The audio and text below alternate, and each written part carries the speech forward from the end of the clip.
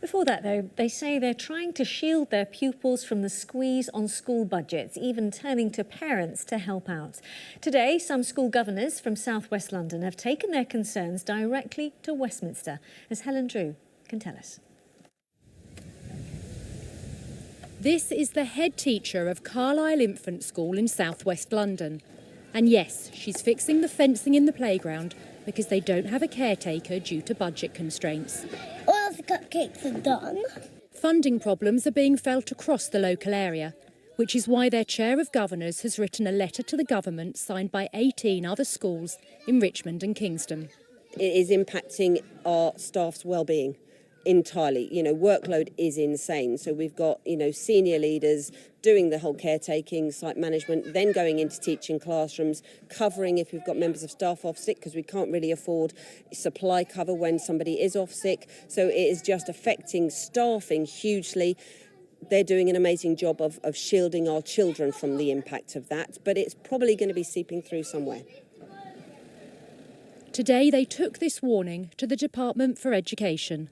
The emphasis is going to parents to help out. So parents are providing pencil cases for the children, parents are using Amazon wish lists, which is every school in Richmond Borough. Because we couldn't afford to have professionals in to do and repaint some of our classrooms and the hallway, the parents were actually agreeing to come in, give up their time on a weekend and do the job.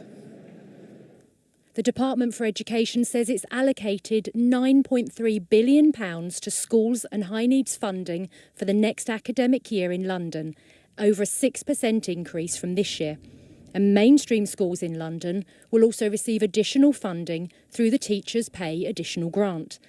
But the Twickenham MP, who's also the Lib Dem education spokesperson, says more help is needed. When I hear stories week after week of support staff being cut, school trips being cut, and even children's parents being asked to pay for their child to be on a school sports team to be able to fund the training, frankly, that's not good enough. Our children deserve better. Another of the issues mentioned in this letter is free school meals, where some schools are having to pay their caterers more for the meals than they're given in funding, meaning one school here is left out of pocket to the tune of £4,000 a year.